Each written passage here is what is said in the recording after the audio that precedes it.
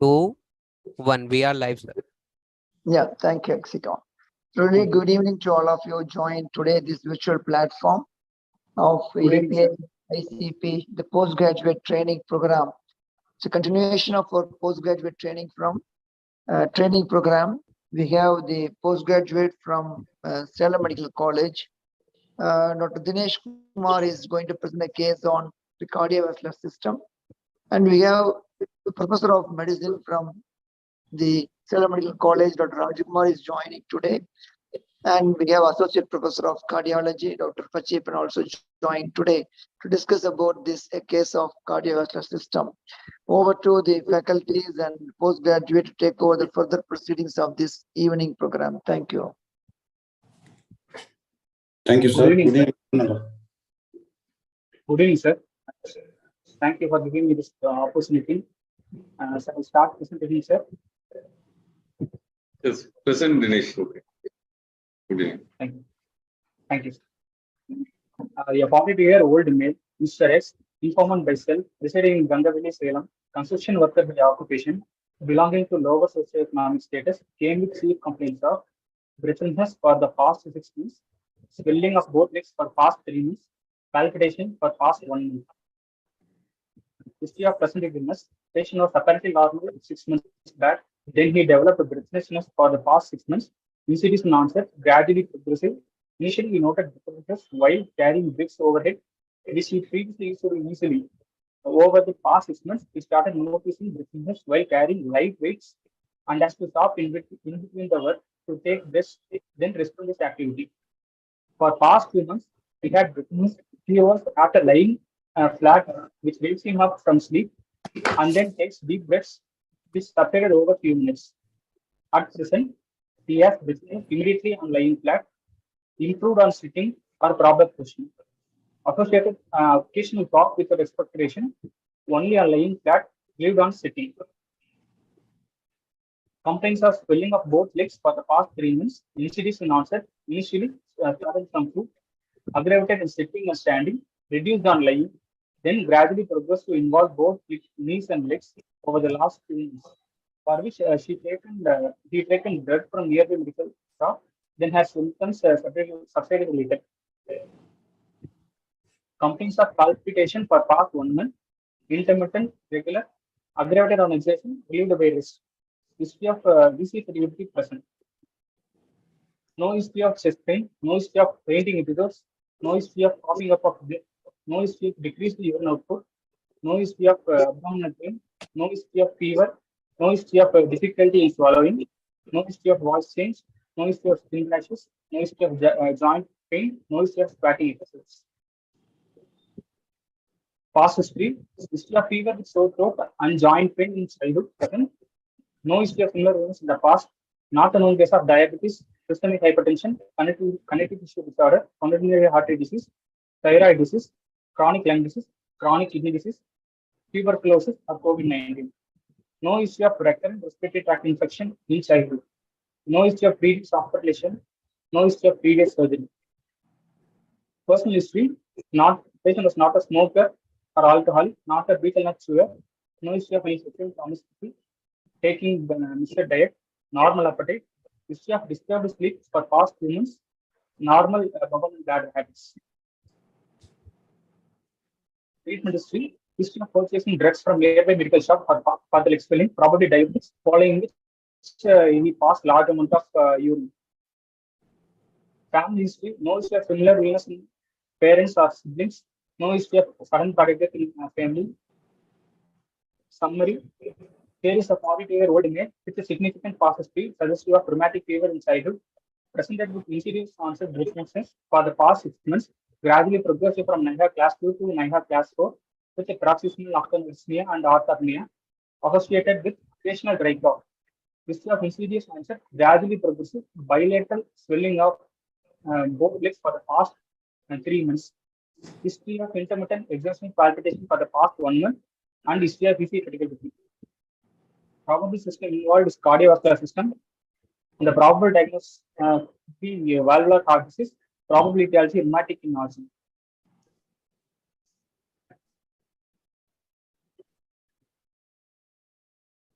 Okay. So summarizing the history, you are making the diagnosis of valvular heart disease. Hello, Dr. Dinesh. Dinesh, Can you hear me? Yes, sir, I can. So with the available history, you are making a diagnosis of valvular heart disease, probably of rheumatic etiology. Yes, sir. Okay.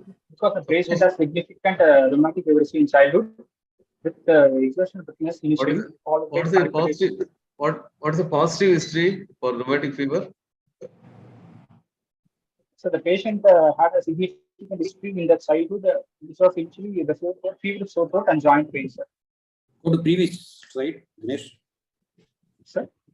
Go to the previous slide. Past history. Yeah. Okay. Proceed. The patient initially had a fever with a sore throat and joint pain in his childhood, sir. It was probably rheumatic etiology. Okay. Can you give? Is this enough, or you need to elaborate a little bit about the joint pain, whether it's a monoarthritis or polyarthralgia or The monoarthralgia? patient had a history of migrated large joint polyarthritis, only involving knee and ankle, not other joints. What is missing in this history is migratory. Did you ask any migratory polyarthritis? Yes, the patient initially had a knee joint arthralgia, then followed by ankle. Sir. Okay. How will you differentiate from reactive post-streptococcal arthritis? In reactive post-streptococcal arthritis, a small joint involvement will be seen, sir, and less responsive to NSAIDs. And the latency between the rheumatic fever and the arthritis will be very short as compared to the rheumatic fever arthralgia. And there would be renal involvement. So reactive arthritis occurs after 10 days of onset. It involves any joint, particularly small joint and upper limb. Small joint. It also involves axial skeleton. It is associated with other issues of streptococcus. But the carditis is less common, sir. Rare in post-streptococcal reactive. Okay. Dr. Dinesh, regarding arthritis, what do the current recommendation says? What is the latest update on criteria, zones criteria? What is the current recommendation? In India, it comes under moderate to high prevalence. Sir. So, the major criteria, there will be polyarthritis, polyarthralgia, and monoarthritis. In minor criteria, monoarthralgia. Okay. Even monoarthritis or polyarthralgia comes under major criteria. Yes. When it was revised, when was the last revision done? Zones criteria? Sir, 2000. It was done in 2015. Okay. We are following the 2015 criteria right now. Is there any change in minor criteria? Sir, in moderate to high incidence, fever more than 38 degrees centigrade is when as compared to the low incidence, where fever more than 38.5 degrees is required. Okay. In yes, sir, the more than 30 is enough, but whereas in low incidence, more than 60 is needed. Okay. And in low incidence, major criteria only polyarthritis is seen. In minor criteria, polyarthralgia is seen. No other monoarthritis or monoarthralgia. Okay. Suppose that patient has forgot the history, or patient doesn't have rheumatic fever history, or doesn't have rheumatic fever at all. Is there still the possibility of rheumatic heart disease as a diagnosis? Yes, sir. The patient, 50% of the patients has no past history of rheumatic fevers. Okay, there is no rheumatic fever. What is the differential diagnosis with this, with the available history? Apart from rheumatic heart disease, what else you can give? You can give us a differential diagnosis. So the patient has no past history of any comorbidities like diabetes, hypertension, or no smoking alcohol, and the age is very middle age. So the 42 years male, yes, with no risk factors. What are the other possibilities you will think of apart from valvular heart disease? Dilated the causes? cardiomyopathy, genetic Hmm? cause. Dilated cardiomyopathy. Okay, it may be a cardiomyopathy, maybe a dilated or hypertrophic or restrictive, whatever it is. It may be a muscle disease involved. Okay. What are the points favoring of muscle disease involvement? For and against. How will you rule out cardiomyopathy in this case? What are the points favoring cardiomyopathy? So in cardiomyopathy, there will be significant family history because most of the cardiologists are autosomal dominant. So the history in siblings and parents is significant. So then in cardiomyopathy, maybe extra cardiac manifestations are seen in syndromic conditions. But here there is no any evidence for that. Still, it can be a dilated cardiomyopathy because patient is having symptoms of heart failure in the form of slowly progressive dyspnea, worsening, presenting with PND and orthopnea. So, even there are a lot of chances of this patient having a dilated cardiomyopathy. What is the point against dilated cardiomyopathy? History of rheumatic History fever. of rheumatic fever in past significant past history. Okay. That's a negative point. That is against DCMP, but still it could be a case of dilated cardiomyopathy with signs of early failure. Yes. Can it be any congenital heart disease? Would you like to offer the diagnosis? So, If the at all, points what against congenital heart disease can present at this age with these symptoms? and first of all, there is no history of recurrent infections in childhood. So, or no family history, no history of any congenital heart disease in the family. Then in this age group, ASD will be seen. ASD with failure symptoms. So, with the absence of recurrent respiratory tract infection, you are ruling out conditions associated with increased pulmonary blood flow. Pulmonary blood flow, yes, sir. That means you are ruling out shunt lesion in the form of ASD, VSD, or PDA. Yes, okay. Can it be any other disease with reduced pulmonary blood flow? If at all, what could be the diagnosis? So reduced pulmonary blood flow means top physiology and extreme anomaly, pathology of palate. But that will have a spotting episode. Spotting episode. Patient will be symptomatic at a younger age itself. But he was symptomatic only for the past 6 months, according to your history. So one rare possibility is. Yes, no history of cyanotic in the past. Also.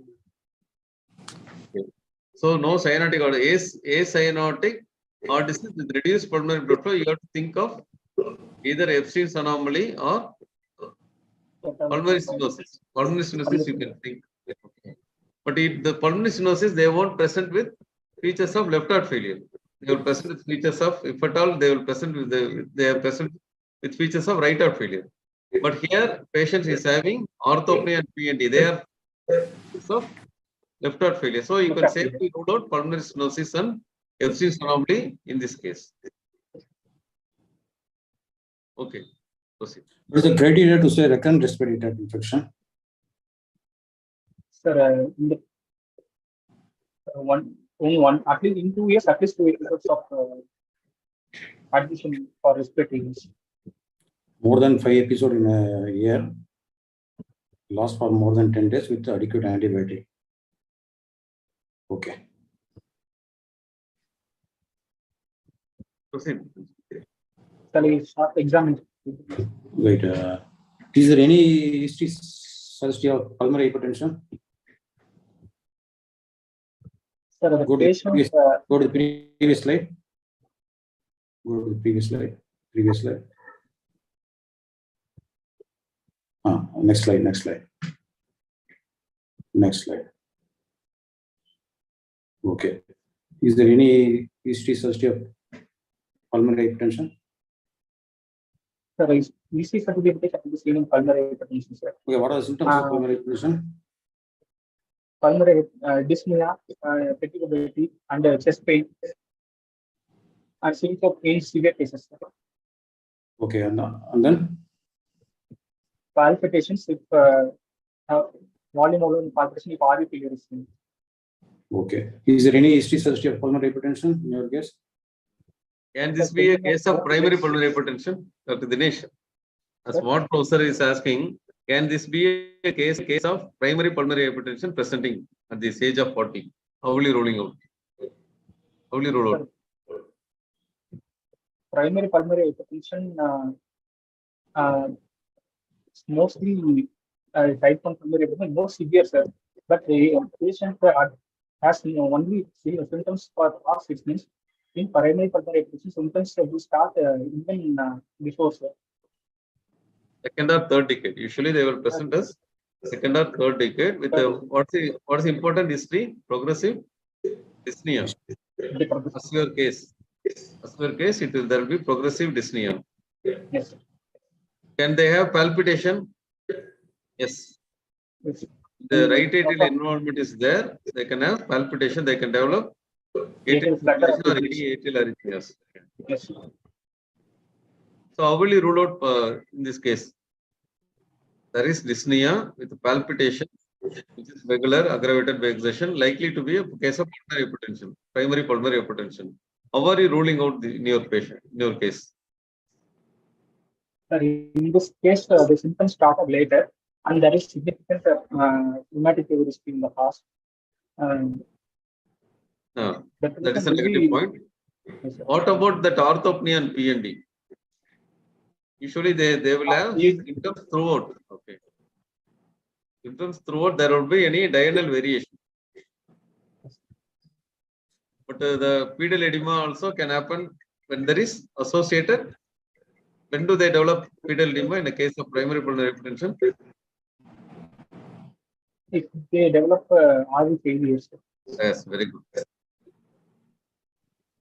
Proceed. Yes. General examination. Patient is conscious, oriented, afebrile, moderately deep and moderately nourished, no pallor, no ethers, no cyanosis, no clubbing, and low lymphadenopathy. Bilateral fatigue edema present, no thyroid swelling, obvious thyroid swelling, no dental caries, no markers of congenital heart disease, no markers of infective endocarditis or atherosclerosis, no markers of rheumatic fever, no peripheral signs of aortic regurgitation seen.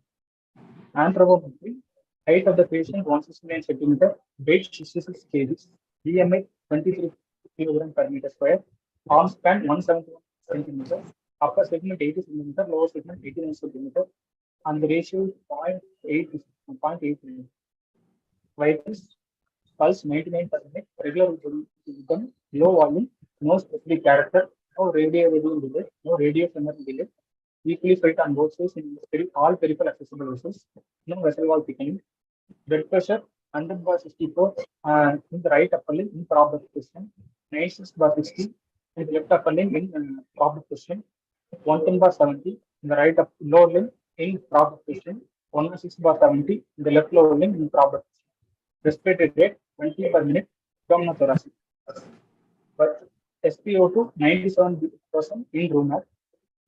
Temperature 98.6 degree Fahrenheit. AVP elevated 7 centimeter above the sternal angle.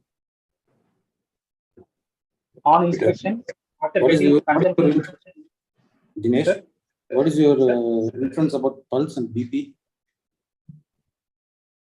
Sir, the pulse, there is a low volume pulse and suggestive of stenotic valve of heart disease, stenotic disease.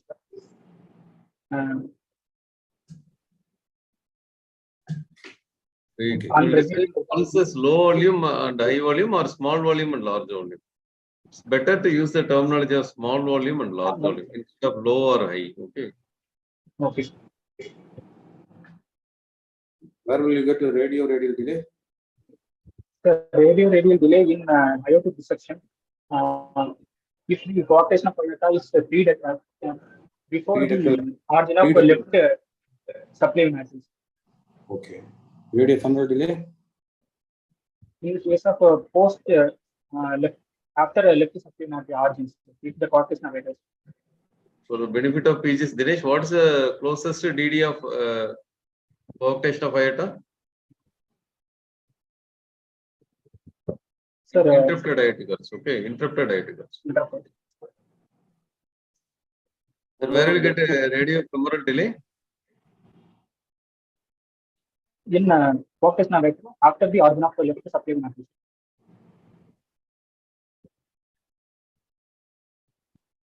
Proceed. Regarding JVP, what? Elevated 7 centimeter above the sternal angle.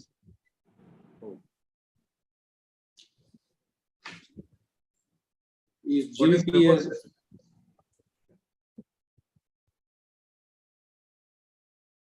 JVP reflects left atrial movement or right atrial movement? So JVP reflects right atrium, right one. It reflects right atrial mean pressure. No? Right Okay. atrial mean pressure. Can any left The side? right atrial mean pressure is 12 centimeters. Okay. Any left-sided event which raises JVP? And if the pulmonary capillary wedge pressure or left pressure is high, and Was a normal pulmonary artery pressure? more than 20 millimeters of mercury after pressure. Less than 25. Less than 20 is normal, more than 20. Okay. Any left-sided event which reflects JVP, raised JVP. Can you expect in aortic stenosis? In Yes, mitral stenosis, Born him effect. sir, Born him effect. It is the left ventricular systolic pressure will get transmitted into the RV across the IVS, intraventricular septum. Okay. Any outflow tract obstruction in the left ventricle, either aortic stenosis or hypertrophic subaortic stenosis in HCM, that can get transmitted to the RV pressure. The LV pressure get transmitted across the IVS into the RV pressure, and it will be transmitted. The one condition where you will get left atrial event directly getting transmitted into the JVP is usually the right atrial events are getting transmitted to the JVP. When you will get left atrial event getting directly transmitted to the JVP, that is, there is a defect in the IAS, that is in the ASD. Okay. Get the left atrial pressure and right atrial pressure equal, and left atrial event get transmitted into the JVP. What is a normal distance of the sternal angle from the RA? from It is the always point of RA to angle of 5 centimeter. 5 centimeter. oh, that is sternoclavicular joint. No, the distance of the sternoclavicular joint to the from the distance from the RA to the sternoclavicular joint. What is the normal distance? Sternoclavicular joint 10 centimeters. 10 centimeters. It varies according to the posture of the patient. Posture. In posture, it is almost 5 mm. Whereas in 30 degrees, it is 8 mm. 8 centimeters, sorry. 8 centimeters. Why do you want to make the patient to lie in 45-degree angle? Sir, normally the JVP is seen leg below the clavicle if the patient sits upright, sir. If the patient lie down and the JVP becomes intracranial. So the average degree 45 degrees taken as a cutoff for seeing JVP. Okay. Okay, proceed. How will you convert this centimeter into millimeter of mercury? Sir, 1.36 centimeter of blood equals 1 millimeter of mercury. You have to divide the centimeter by 1.36. So good. Proceed.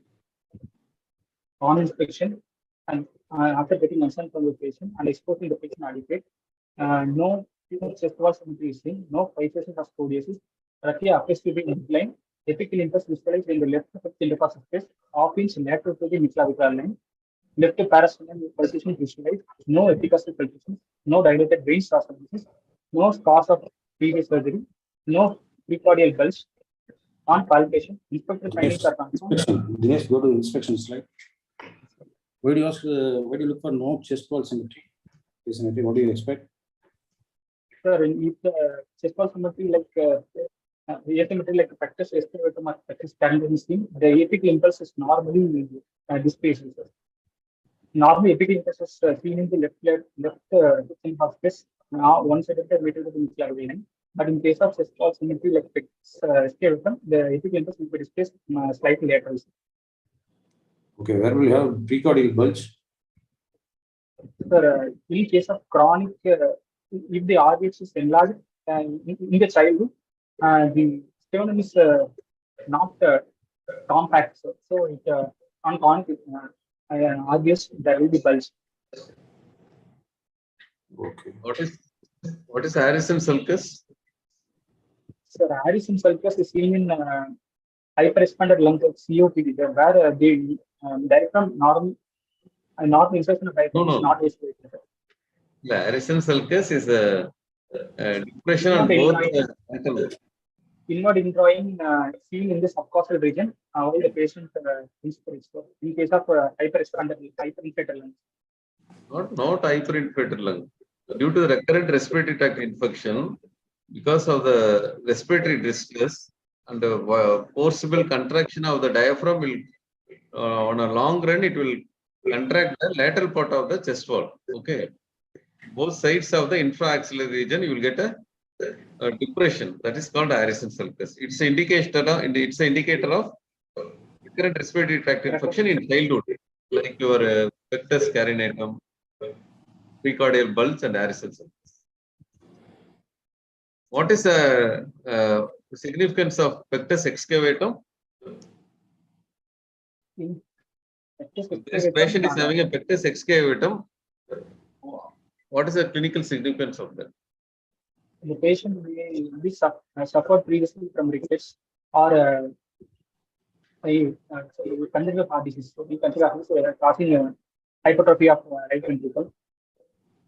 Not hypertrophy. There is hypertrophy. There is only a Dilated. there is a depression. I am asking about pectus excavatum, depression of the chest wall, front sternum. When you will get a depression of the sternum, Sir, be associated with any syndromes. Okay. If there is pectus excavatum, you are likely to look for you are likely to look for any functional murmurs, especially in the pulmonary area. The depression will produce false murmurs, especially in pulmonary area. So you are likely to diagnose a case of either ASD or pulmonary stenosis like that.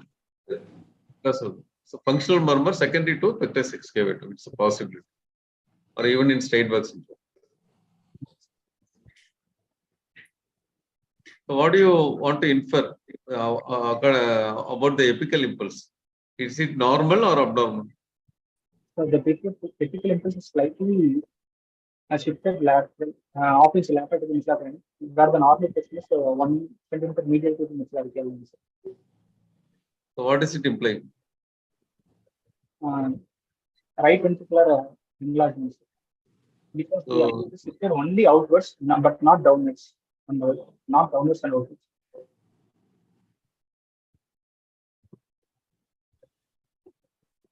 Is the nature of apical impulse? Sir, nature taping the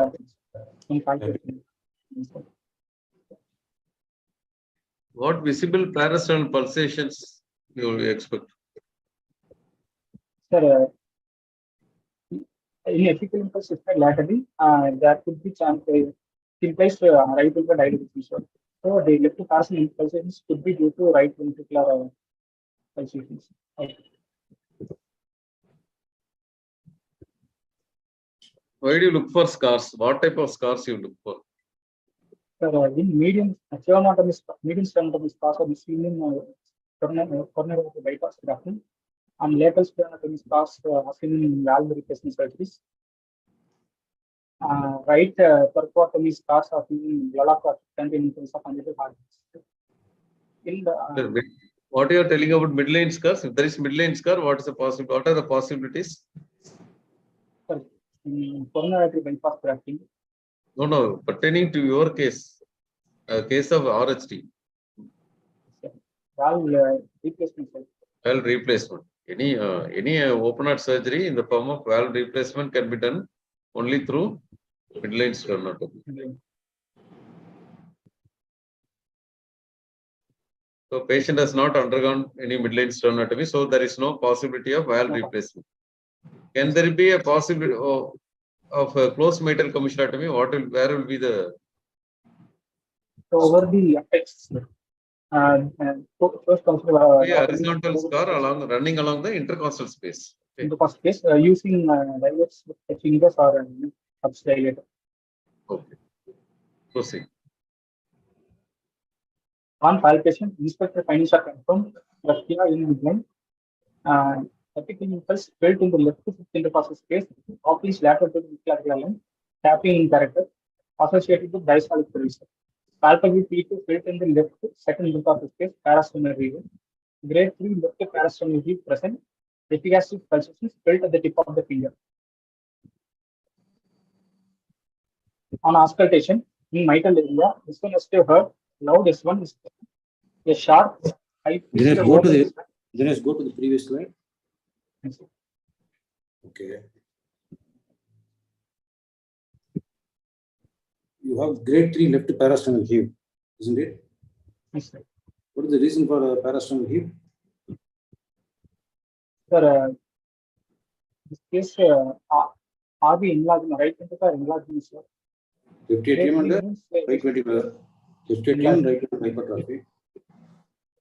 When you say this is left atrium, Sir, left side of parasternal heave does not displace apex and left atrial synchronizes with apex. Okay, only grade? What is the name of the grade? sir, Ames grading. Ames grading, okay. Grade 1 only visible parasternal heave, but not palpable. Grade 2 visible and palpable, but obliterated, sir. Grade 3 visible, palpable, and not obliterated. Okay. So you have grade 3 parasternal heave and epigastric pulsation, which means could be artery enlargement, sir, right ventricular enlargement. Epigastric pulsations are felt at the only tip of the finger, sir, not at the pulp of the finger. okay. Proceed. Dinesh, there is palpable P2 now. What does it imply? Why there is palpable P2? What do you want to convey? Sir, because of pulmonary hypertension, because the palpable P2 is in the left segment, the pulmonary. So it's a finding of pulmonary hypertension. hypertension. What will be the pulmonary artery pressure if there is palpable P2? It should be at least 50 millimeter of mercury, okay? To get a palpable P2. Proceed. On auscultation in the mitral area, S1 has to heard, loud P2, loud S1 present, a sharp high pitched opening snap, or all of the pericardium, best heard between the left lower parasternal region and apex, with the diaphragm of the cystoscope in the standing position and breath held in expiration. A rough lung lip, low pitch, before mid-diastolic murmur with a pre-systolic accentuation without any radiation, best heard in the left lateral position of the apex, with the bella cystoscope and the breath held in expiration. No SP or S4, no other arteries. In the pulmonary area, S1 is heard, loud P2 present, no murmur, no adductions.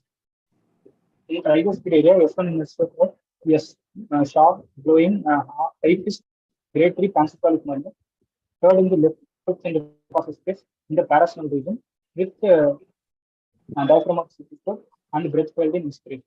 No adductions. In the neo-aortic area, S1 is heard, no murmur and no adductions. Examination of other systems. Respiratory system, normal vascular bed stones, heard on both sides. Bilateral, basal, inspiratory, fine circulation system. Abdomen, soft and non-tender, no or palpable organ megaly. Central nervous system, no focal neurological beds. Go to the auscultation. Go to the auscultation of mitral area. So, what is the murmur you are hearing there? So What are the murmur, probability of the murmur, mitral area? mid-diastolic murmur is in the mitral area. Can it be a flow murmur of MR? So in flow murmur, So here, hearing a mid-diastolic murmur. Okay. Why not? Why not? It could be a severe MR. Murmur. sir, in flow murmur, there will be no open snap, no loud seen, no palpable free. Okay. Flow murmur thrill will not be there.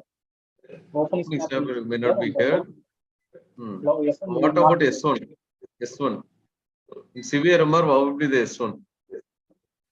Sir, the MS with MR, if the predominant validation is MR, S1 will be stopped. In severe MR, S1 will be soft. Okay. What are the causes of loud S1? Loud S1, in valval mitral stenosis, tricuspid stenosis, part creatum, valval thrombus, left atrial myxoma. Short PR interval. Where will you get soft S1? Soft S1 in acute AR, in MR, sir.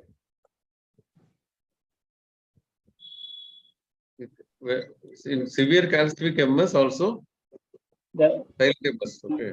So S1 will not be low. Do we have loud What S1? about PR interval? PR interval and S1. PR interval, if the PR interval is long, S1 will be soft, sir. It is inversely proportional. Okay. Long PR interval, S1 will be soft. When will you get a long PR interval? Yeah. When will you get a long PR interval in a patient with MS? What are the probabilities? Long PR interval.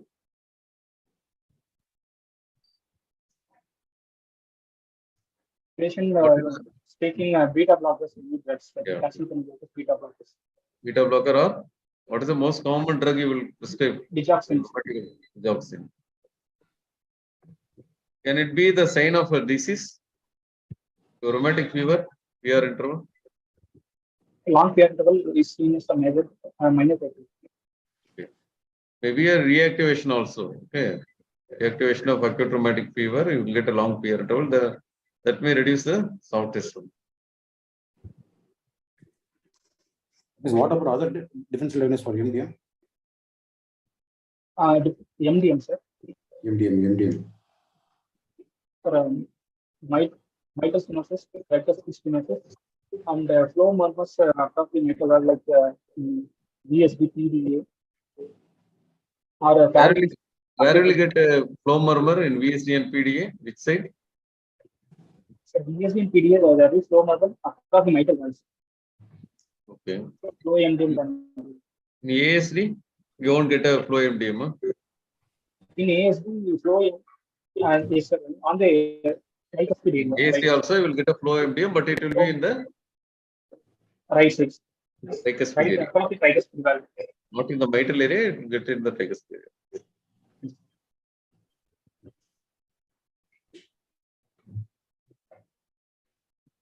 What about S2 split? Sir, in mitral stenosis, in mitral stenosis, pulmonary hypertension, S2 will be narrow. Okay. Where will you get single S2? Single S2 in case of bronchosarcoidosis, pathology of palate. You all were disease? Any pulmonary atresia or aortic atresia. Okay, severe aortic stenosis. Okay, in this patient. So S2 in aortic stenosis. Sir, loud A2 will be seen heard in the syphilitic areas.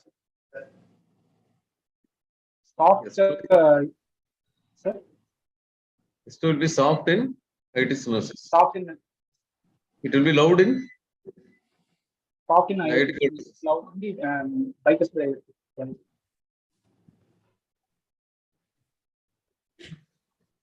What will be the S2 in A2 in air. Air also it will be soft. In synthetic air, there could be Except loud A2, tamper like A2 in air. that is because of the aortic root involvement. Root involvement. The pure air, S2 will be soft. This will be soft. Why S2 is soft in aortic stenosis as well as aortic regurgitation? What determines the intensity of S2? Angle control. Not the angle interval. It is the Crossover L- of the difference between the crossing of the pressure across the aortic valve and the closure of the valve. the diastolic pressure of the aorta. Okay, the end diastolic pressure of the aorta determines the intensity of the second heart zone. In AS, because of the reduced ejection into the aortic root, it is soft. In AR, because of the diastolic runoff, there is no aortic pressure in the diastolic end diastolic pressure of the aorta. That is the reason for softness. When you have a loud S2, Loud A2, A2, if in outpatient of aorta, no, not palpitation, in hypertension. Okay, hypertension. palpitation. Okay. Any hypertension, because the pressure is again high. Okay. Similarly, in pulmonary hypertension, the pressure in the great artery determines the intensity of the second heart zone. If it is the pulmonary hypertension in the pulmonary artery, P2 will be loud. Similarly, in aorta, systemic hypertension, A2 will be loud.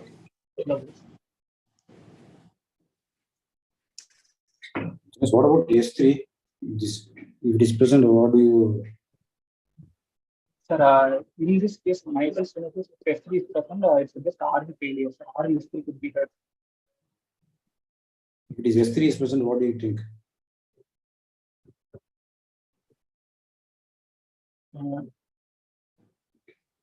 Associated MS with MR. MR. MR. The predominant lesion is MR, not MS. Okay. There is MS, you won't get a S3. Yes, sir. Okay. Oh, is S3 and S4 high pitch sounds or low pitch sounds? And S3 and S4 are low pitch sounds. S1 and S2 are? High pitch. So, why you should know about this pitch? Sir, What is the clinical relevance? because S3 and S4 are commonly not in No, why you should bother about pitch? Whether it is high pitch or low pitch, why are you bothered?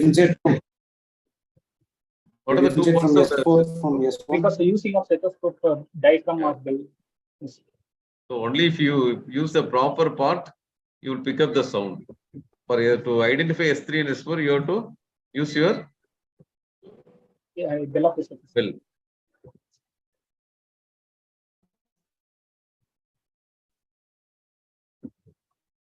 What about opening snap? Is it high pitch sound or low pitch sound? Opening snap is high pitch sound. High pitch. Diaphragm of the Where is the location? Opening snap. The opening snap is heard all over the epicardium, but better heard in the between the left lower sternal border and the apex.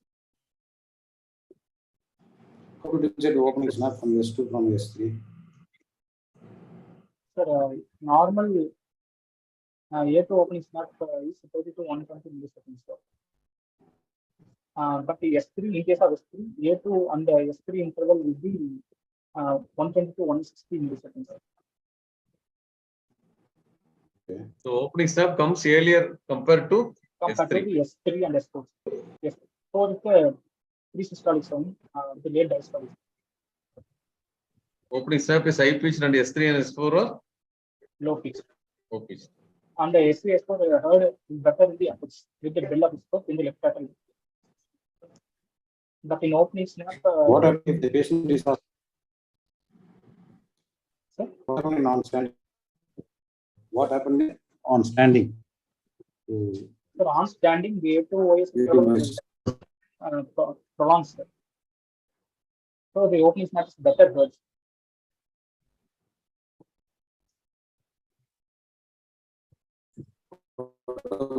S3? not audible. What about S3? S3. S3 in standing, S3 will be 90. Normally, S3 could not be there, sir. If S3, the case is class S3, it will decrease on standing. Timing of S3 is same. Intensity is decreased. Yes, sir. Okay. OS is delayed in standing. Okay. Okay, proceed. No, come to that other areas, mitral area, then pulmonary area. What is the only there is loud P to know? What do you expect in your case? Sir, ejection systolic murmur. And if the pulmonary abdomen is very severe, Graham still murmur. And the clicks, ejection clicks. What click? Vascular or Will there be, when you will get a vascular click, when you will get a valvular click? valvular click is heard in case of valvular pulmonary stenosis. Vascular click, if the pulmonary artery is dilated and in conditions like pulmonary hypertension.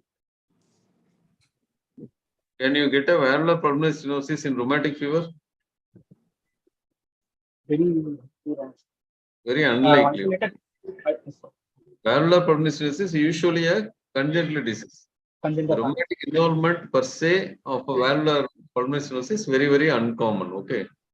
What is the order of sequence of involvement in the rheumatic fever? Which valve is most affected and what is the incidence? The mitral valve is more commonly affected. Mitral valve alone is affected by 50%, around 50%, followed by aortic valve. Aortic valve alone involves less than 20%, 15-20%. Mitral plus aortic incidence is 30-40%. Mitral, aortic, and pulmonary tricuspid less than 5%. And the pulmonary never active.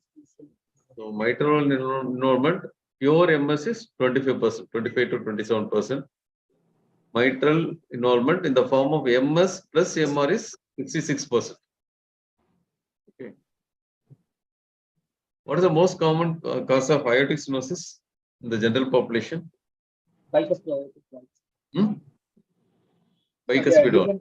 Bicuspid aortic valve, degenerative aortic. Most common cause is degenerative aortic stenosis. 66%, whereas bicuspid comes around 35% like that. What about your rheumatic involvement of aortic valve? So 15-20%. Less than 10%. Right? Pure aortic involvement of rheumatic fever. So most common involvement is degenerative. Next comes the bicuspid aortic.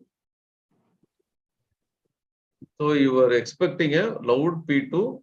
What are the missing points there for pulmonary hypertension? Vascular click. Vascular click. Then ejection systolic murmur. You have not mentioned about that split, no? Narrow split. Narrow split. There is no split. Either you could have told us there is no split or narrow split. There is no split. No. What added sounds you expect there? In the case of the pulmonary area, what added sounds? In your case? Vascular click. Do you expect S4? Do you expect S4? For S4, if the mitral area should be normal to occur as to see S4. No. S4 means what type of S4 you will have? You will get a LV S4 or RV S4? Where will you get RV S4?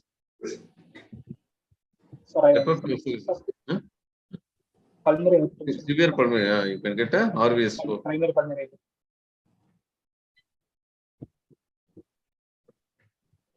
How will you correlate that RV S4 with JVP? What will be there? If there is RV S4, what will be the JVP finding? Prominent AV. Prominent? AV. Not B wave, A wave. AV. A wave, okay. In your case, what do you expect in JVP? Sir? In your case, what is the finding of JVP? Which wave is elevated? The waveforms are not various. Okay, what theoretical aspect? Sir, in this Which case, is A is prominent, sir, with prominent B wave. A wave and V wave. Prominent B waves. Okay. Okay. Why V wave? Where will get prominent V wave? Tricuspid rigor species. Okay. Prominent A wave? With pulmonary hypertension and tricuspid rigor. If there is absent A wave and a prominent V wave, is it possible in your case? Absent A wave. Prominent V wave. Actually, atrial fibrillation. Of atrial fibrillation. Absent A wave is seen as atrial fibrillation. Okay. That's a more probable, no? Absent A wave with a prominent V wave. Prominent V wave.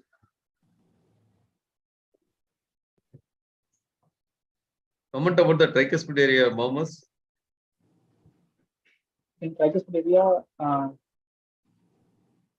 grade 3 pansystolic murmur is heard in the tricuspid region, and more with the inspiration.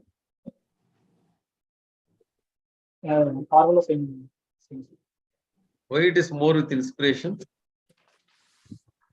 Because the right side of the oxygen's intensity or amplitude increases on inspiration because of the increased venous return. If you know across this area.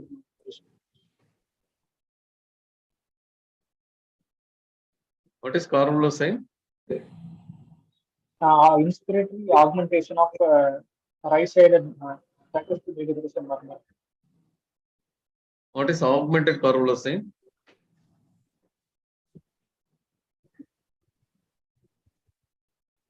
Carvalho sign is augmentation of the right-sided event by during deep inspiration.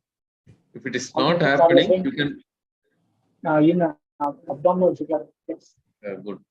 You will just give a gentle compression over the compress IVC and you expect further Carvalho. Any exception? Any exception? On the right side of the heart event are increased in inspiration. Pulmonary ejection, please, sir. Yeah, very good. Okay. Is it organic or it is functional?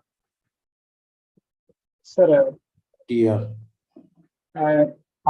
if organ, there will be loud T1 and diastole loud T1 will be heard, and open is mapping for tricuspid screening. So you may have right ventricular hypertrophy features, pulmonary hypertension features. Yes.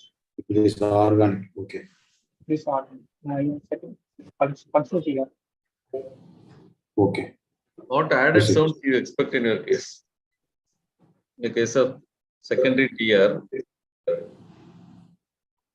what added sounds you expect in the tricuspid area?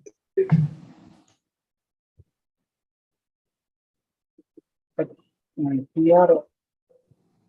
Say if you are hearing a S3, RVS3, sir. RVS3. Secondary 2? Secondary 2 increase the get from the right atrium because of TR. If there is S4, what is the possibility? S4. Say pulmonary hypertension. You can expect a S3 and S4. There is RV failure, you will expect a RVS3. If there is pure pulmonary hypertension, you will get a RVS4. What is summation, Gala? Sir, both S3 and S4 are heard together. Okay.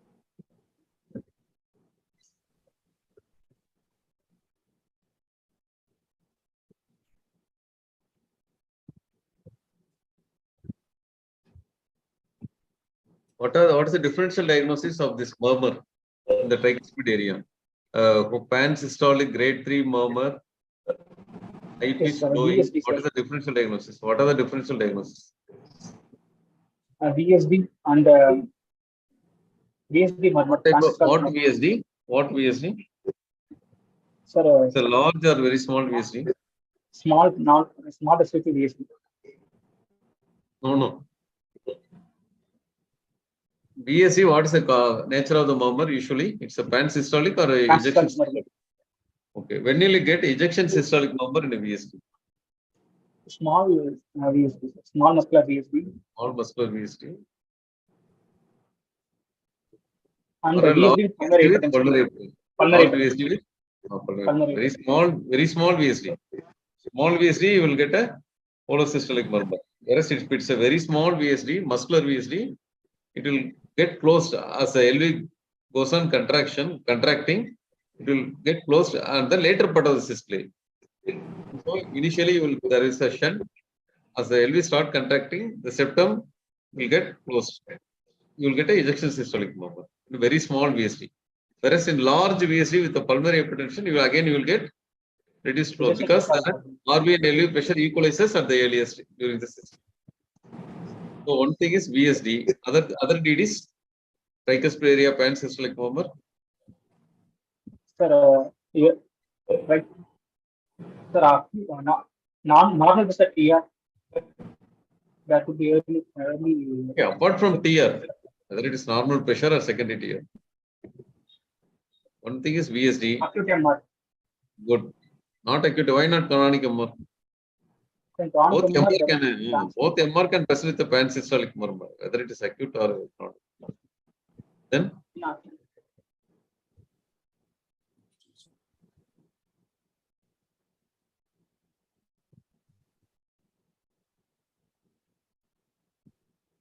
Okay. Can it be can a AS murmur get radiated to that area? It's systolic murmur. Galvanic phenomenon. I pitched the musical therapy would be. It will be a mid systolic. It won't be a pansystolic.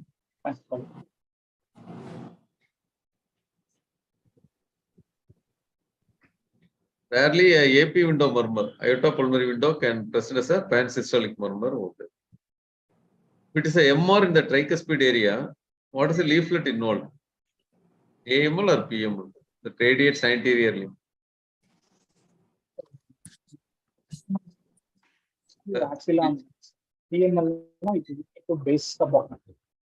Okay, it will be in the reverse or in the opposite direction. Posterior leaflet involvement will eject the blood anteriorly. So the murmur will get radiated to the left parasternal region. Whereas if the anterior mitral leaflet is involved, the jet will be transmitted posteriorly. Which murmur will radiate to the top of the head? Over the skull. The posteriorly directed jet murmur of MR, okay, AML involvement, it will get transmitted across the spinal cord. The spine will conduct the murmur very well. It will be radiated to the back. And across the spine, it can even, rarely you can hear the murmur over the skull. One of the rare possibility.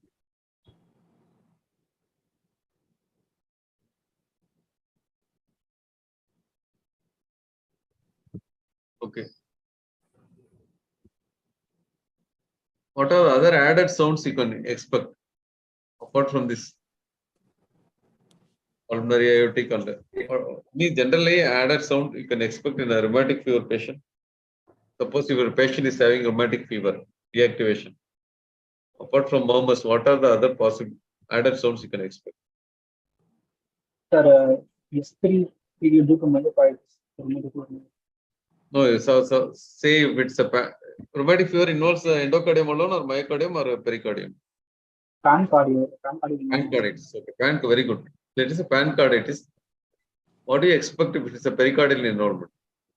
Pericardial drugs.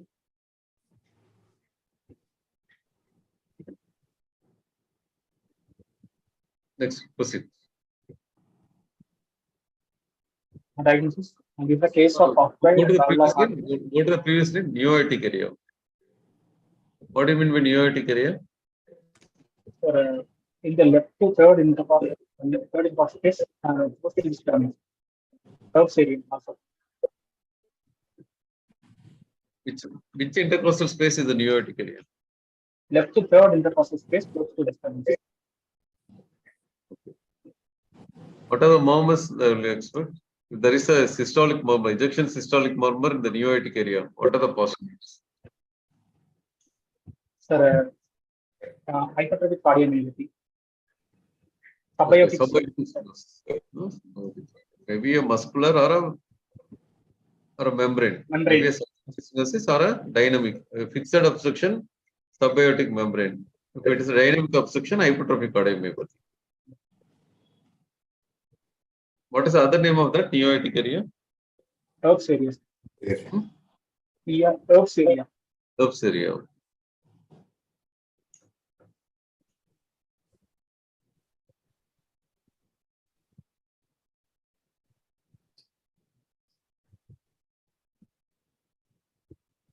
And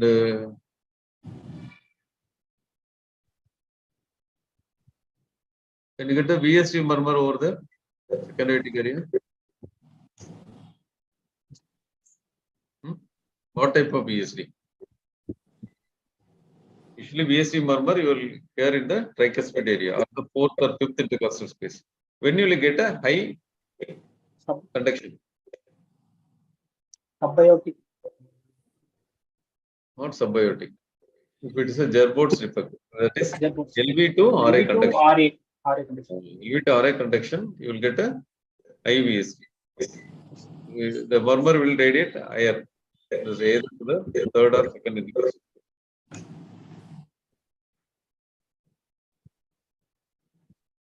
Okay, summarizing your history and clinical finding, what's your diagnosis? A case of acquired valvular heart disease in the form of mitral stenosis with the evidence of pulmonary hypertension, functional tricuspid regurgitation, and the congestive cardiac failure in nitral class 4. Patient gains sinus rhythm with no signs of infective endocarditis. Probability also rheumatic RMS. Why still probably patient is giving ECG of rheumatic fever? Criteria fits in or not? Jones criteria. Definite needs evidence of recent evidence of streptococcus infections.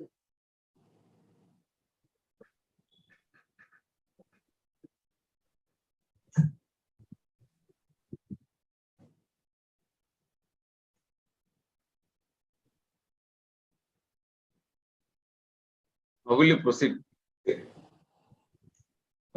Routine blood investigations, then ECG, chest X-ray with echocardiography. ECG thing. Read the ECG. The speed of the paper it was top is 25 mm per second. The standard is 1 millivolt with a heart rate of around 160 per minute because of 9 small pulses between RR. This with right axis deviation and tall peak deviation suggest peak per minute. What do you say? Peak pulmonary. Cardiac patient, why are you telling P pulmonary? Okay. Okay. Right. Say it is a right atrial abnormality. Okay. Don't say P pulmonary. P pulmonary means if it is secondary to pulmonary disease. But your case is secondary to left heart disease. Okay. Don't use the terminology as P pulmonary. Okay. Only secondary to pulmonary disease, you could brand it as P pulmonary. Otherwise, you have to say it as right atrial enlargement. The better term is right atrial abnormality. In V1, there is a deep negative deflection of P wave, such as the left atrial enlargement. And the PR interval is around 3 small boxes down to only 2 seconds with narrow QRS complex, and the duration is around. Why there is sinus tachycardia? Why the heart rate is? So because the patient because of congestive cardiac failure and the heart rate is increased, the patient has more pulmonary congestion and decreased lung components, causing regression of dyspnea, and now the patient as already presented to Disney actress.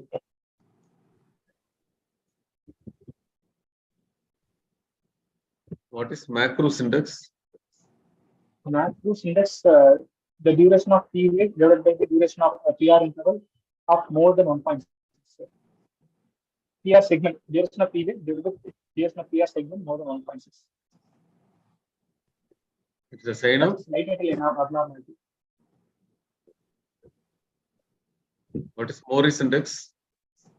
The Morris index, the duration of the terminal negative reflection of P wave in V1 divided by the depth of the terminal negative reflection of P wave in V1 is multiplication.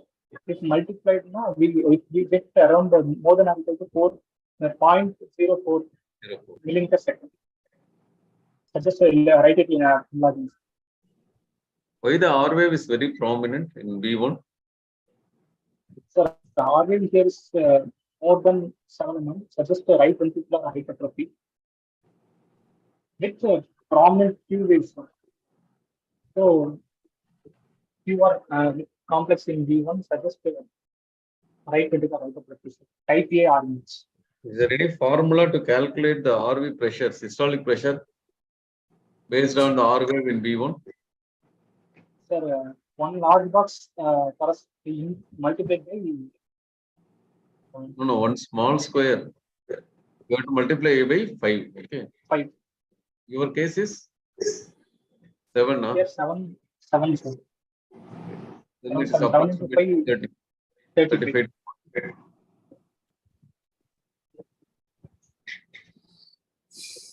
Seeing this ECG, what important drug the patient is not getting? Can you comment about the drug which is not the patient has been prescribed? Beta blockers. Beta blocker. Why? Because in mitosis tachycardia causes more dyspnea. Because we reduce the diastolic filling time in LV, there will be increase the right pressure, more causing more pressure. If the rate is reduced, the condition will be relieved. So increasing the diastolic filling time. Based on the ECG, you are mean to say the patient has not adequate dose of beta blocker.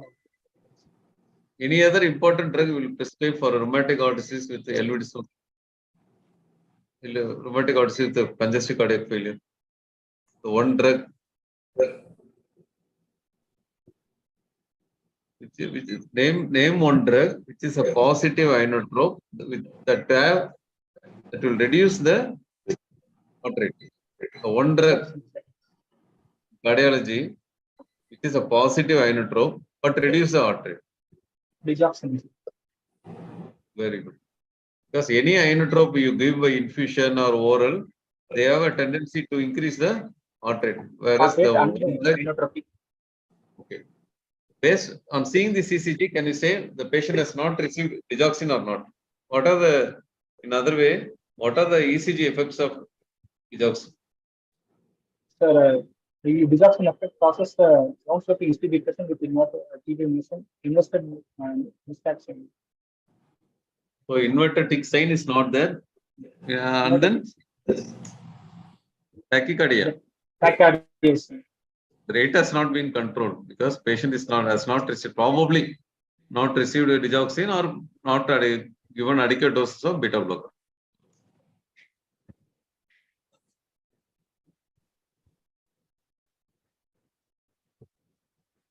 What is the ECG finding of digoxin effect and digoxin toxicity?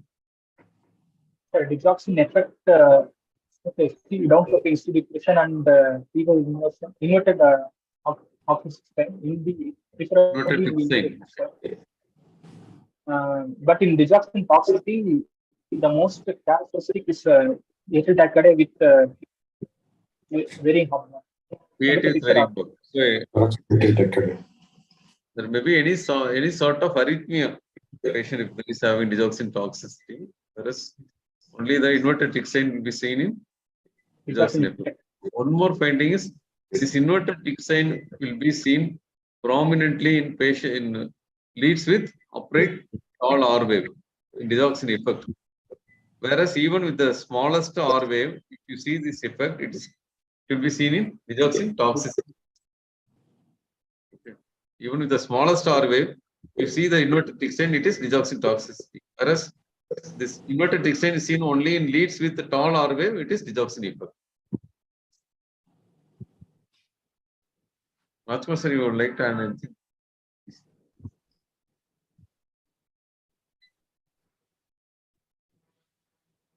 Okay. Okay, go to the X-ray.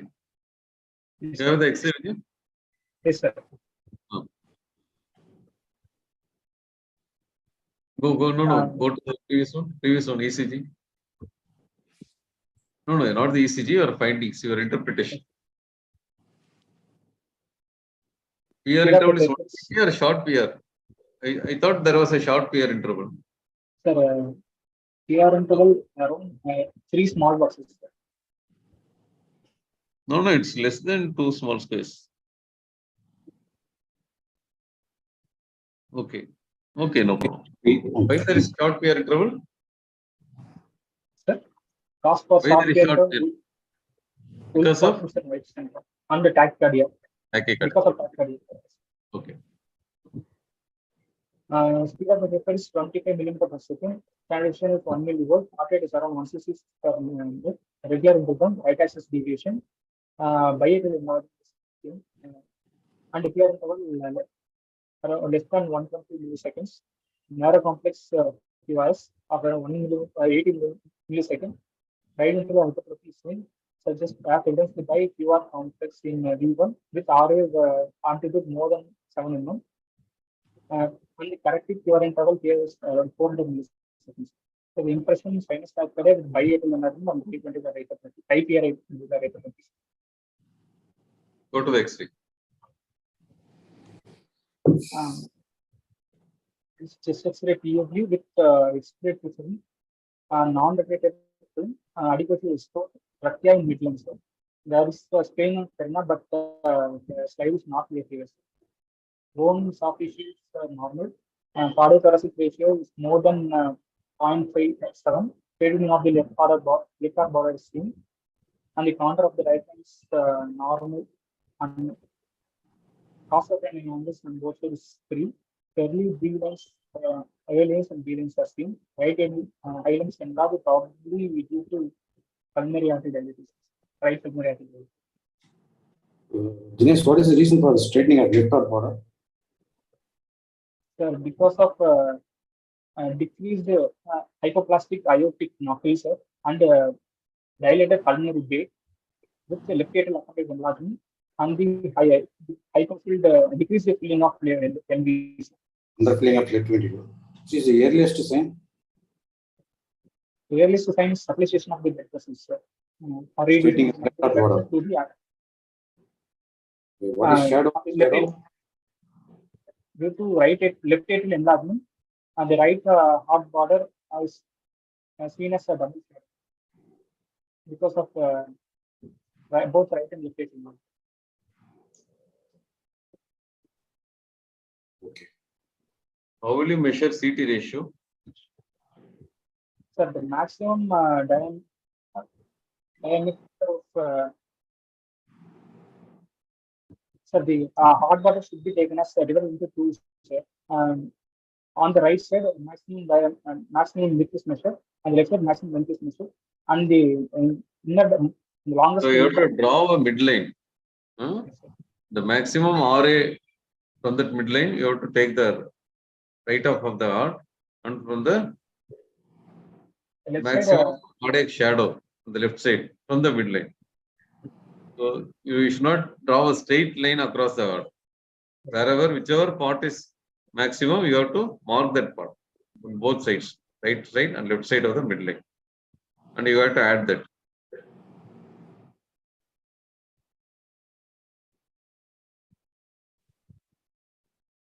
Where will you see curly B lines? Curly B lines are seen in costophrenic angles, perpendicular to pleura, very peripheral because of dilated interlobular septum.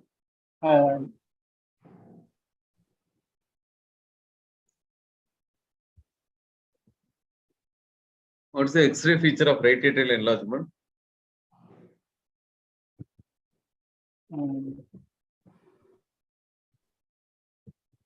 What is the X-ray feature of left atrial level? As playing of Karina Hmm. and the shadow and shadow within shadows.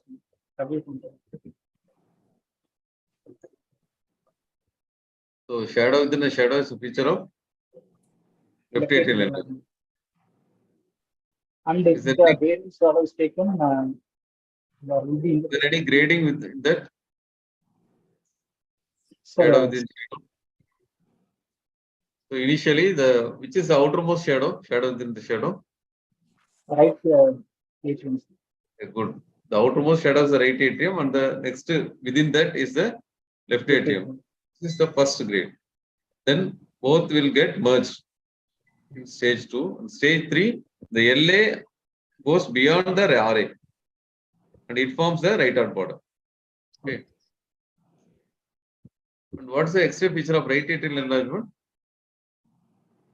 It occupies more than 3 intercostal space. Vertically, if it occupies more than 3 intercostal space, or if it extends from the midline more than 5.5 centimeters, it's a sign of right atrial enlargement. There are 2 criteria. One thing is vertically, it should occupy more than 3 intercostal space, and horizontally, it should extend more than 5.5 centimeters from the midline.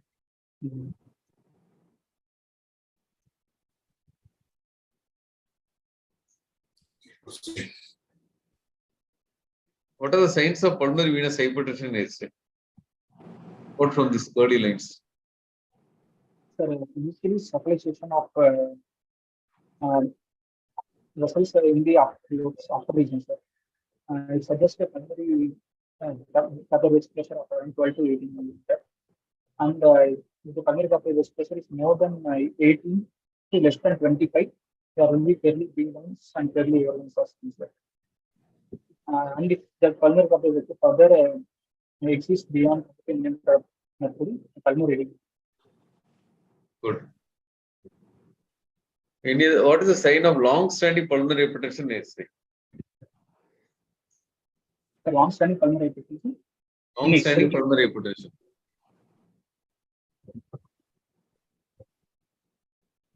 There will be obliteration. What are the features of pulmonary hypertension? The X-ray. MPA is dilated. Then right, MPA and right hymen will be obliterated, sir. On the pulmonary vein will be obliterated. main pulmonary artery is dilated. Okay. Then what is the normal RPA sign? Which is RPA here? Right pulmonary. Right pulmonary artery. Along the right atrium, sir. The vessel descending along the right atrium. When it is right pulmonary artery, it is in pulmonary hypertension. Secondary appearance. Secondary appearance. What is the normal sign of the? What is the size? Normal size, and in pulmonary hypertension, how much it will be increased? Increase more. Main pulmonary artery size be less than 26 centimeters. Not the MPA, RPA. RPA lessons. RPA only it will be less than 15. If it is more than 17 mm, it is enlarged. Okay, pulmonary hypertension is there.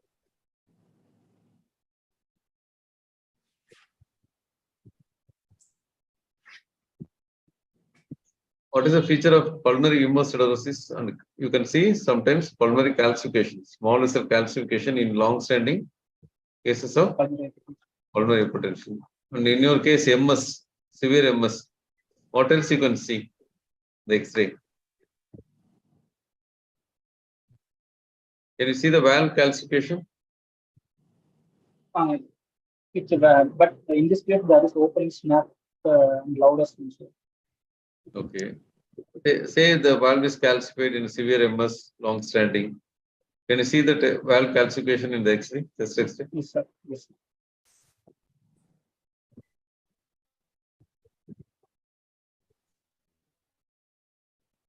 Proceed. Echocardiography done in this patient. So it shows tachycardia during study and antimetal liquid and post-metal liquid both are thickened. Post-metal liquid completely restricted and the early grossly dilated of size 60 cross 78 millimeter. So severe illness with the mitral area 0.9 centimeter square with planimetry and the mitral gradient 28/21 mm at the heart rate of around 100 per minute. Trivial MR and mild TR seen with tricuspid pressure gradient 45 mm of mercury with tricuspid angular pressure 70 mm. Right ventricular dysfunction is seen. Aortic valve thickened with mean pulmonary artery diameter 30 cm with LV ejection fraction 50%, breathing score of 7 with no clot or modifications.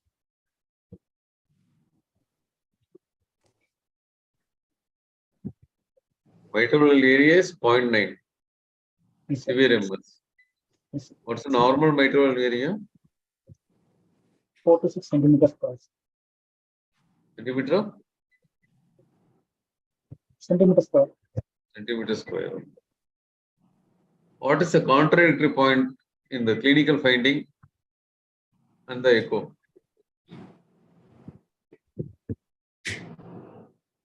That is not correlating with your clinical presentation. One point doesn't correlate with your clinical presentation. Sir, grossly dilated LV. There is no, but the patient has no AS. Grossly dilated LV. Can it happen in MS? No, sir, MR. But MR, they are given only trivial MR. Yes. So what are the possibilities? When will get LV dilatation in the case of MS? What are the possibilities? There should be associated MR. Then or associated AR. associated aortic valve disease, especially AR. Then, or else patient might have general causes like anemia or systemic hypertension. Sometimes patient might have systemic hypertension, they can have LV dilatation. You presented as a case of severe TR, no? You got a pan-systolic murmur in tricuspid area. Yes, sir. But my TR is given as Mild TR. there is prominent. What is the waves? You are not able to appreciate any waves in the JP, no? In severe TR, what wave will you expect in JP? So prominent V waves. Good. CV wave land system.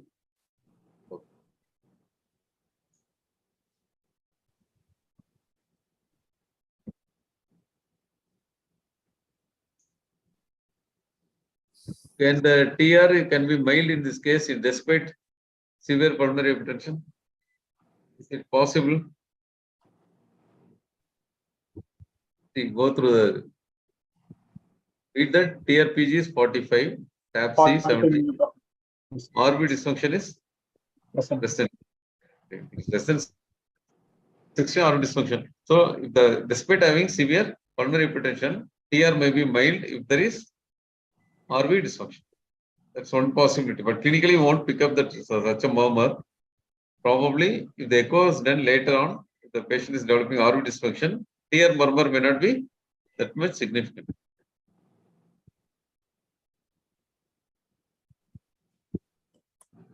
Okay, next. That's all. Final diagnosis. Okay. Acquired valvular heart disease in the form of severe mitral stenosis in sinus rhythm with evidence of pulmonary hypertension and functional diastolic agitation and congestive cardiac fever in mitral cascade with no signs of infective endocarditis, probably rheumatic pneumonia. Yes, when we say pulmonary hypertension, is it pulmonary arterial hypertension or pulmonary venous hypertension? So, this is Generally, pulmonary hypertension because of pulmonary venous hypertension. And that's what question. what? In this case, pulmonary hypertension due to increased pulmonary venous pressure. Backward. Generally we say pulmonary hypertension. Is it mean pulmonary artery hypertension or pulmonary venous hypertension? So pulmonary hypertension generally mean pulmonary artery hypertension more than 20. Pulmonary artery hypertension. Can you classify pulmonary hypertension? Sir, WHO classification. Group 1 due to pulmonary artery hypertension, group 2 due to pulmonary venous hypertension, in case of cardiac disease, group 3 due to chronic lung disease, group 4 due to chronic thromboembolic pulmonary hypertension, group 5 intravenous causes. Okay. Okay, proceed. How will you manage? What are the drugs you offer? What is the definitive therapy? Sir, first, in this case, bed test replaced with salt restriction, sir. Water restriction only with the dilution hypopnetin. And beta blockers with a target heart rate of less than 60. What about Digoxin? Digoxin is and diuretics to decongest the patient. So we can have a volume elevation. So digoxin, beta blocker, oxygen bed rest, then Beta blockers, salt restriction, then digoxin, diuretics to relieve edema. After stabilized, then work for valve by balloon mitral valve replacement by mitral valvotomy, because in this case only isolated severe MS is present with no clot as evidenced in the echocardiography, but we need to rule out a clot with transesophageal echo, and there is no valve calcifications. if there is LA appendage clot, there is no LA clot, you are submitting the patient for PTMC. If there is LA appendage clot, will you submit or not? Sir, if LA appendage clot is present, we should not proceed to balloon. No, you can do PTMC. That's not a contraindication. Only LA clot is a contraindication for PTMC. LA appendage clot, you can very well do PTMC. Okay. One important drug you have missed.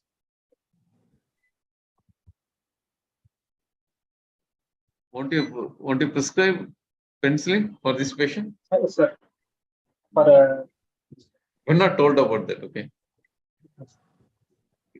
What is the relevance of penicillin in this case? As a secondary prophylaxis. Prophylaxis, we should give the penicillin. How long will you give? Sir, for rheumatic heart disease with the carditis and respiratory cardiopathy, we should prescribe for lifelong. After valve replacement or valve surgeries, will you prescribe penicillin or not? What way to live? Because the only valve pathology is only corrected with the surgery, but there could be pathology in the cardiac injury or valve. No. Penicillin should be prescribed as a part of secondary prophylaxis to protect the other valves. Okay, this valve got damaged. You have to protect the other valve. What are the other valves likely to get involved in your case? Sir, aortic valve. Yeah, aortic valve is thickened, you are told. Then you, to avoid the damage in the next events of rheumatic fever or recurrences, you have to protect it this penicillin. So you submit this case. If the valve is calcified, severely calcified, or if there is what are the contraindications for PTMC? Sir, more than a mild mark, if LA clot is present, breathing score more than 8, and the valve is calcified or immobile, calcified and immobile. You will do mitral valve replacement with oxygen system. What about aortic valve is also involved? Say aortic stenosis severe. My double valve replacement. Double valve replacement. Which is among the combined lesions, which is a dreaded combination. Sir, AS with It MS. is the most common combination in the valvular or multivalvular heart disease, which is a dreaded combination. Sir, most dreaded combination in MS with AS. Sir. No. It's AS with MR. AS with MR. AS with MR is a dreaded combination. Most common combination is MS with MS with MR. MS with MR. Double valve replacement MS. Double valve involvement. Multivalvular. MS with MS MR is more common, but among the double lesions, MS with AR is the most common occurrence. Okay. Which country is having the maximum number of rheumatic heart disease patients? Sir, Pakistan. No, it's our country. 27% of the world population is living in India. It's our country. Okay.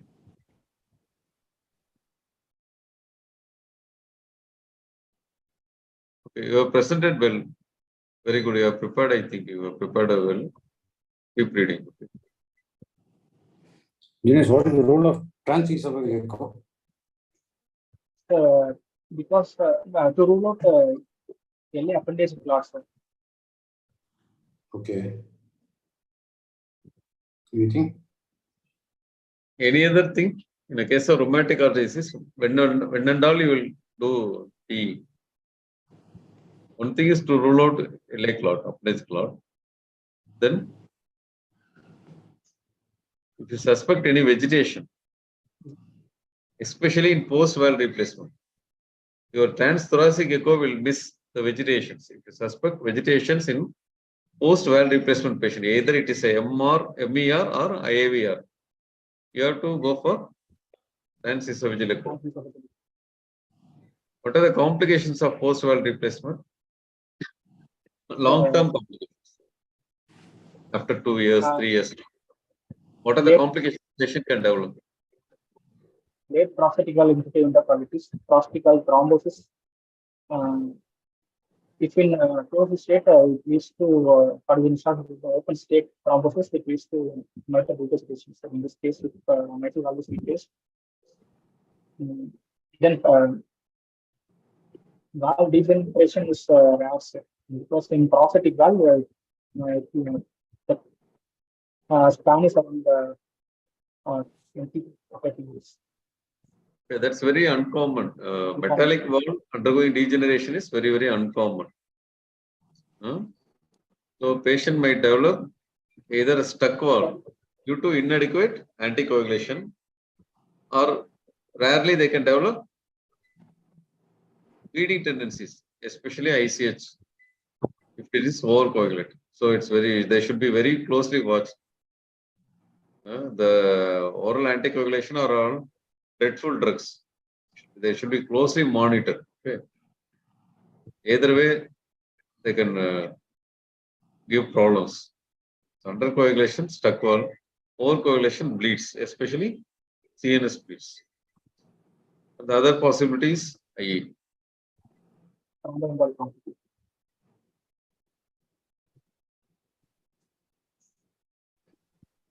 Okay, Dinesh. Procedure. Thank you.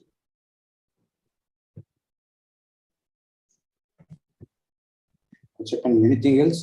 Okay, only valve replacement is a treatment, or anything else you can do? Open heart.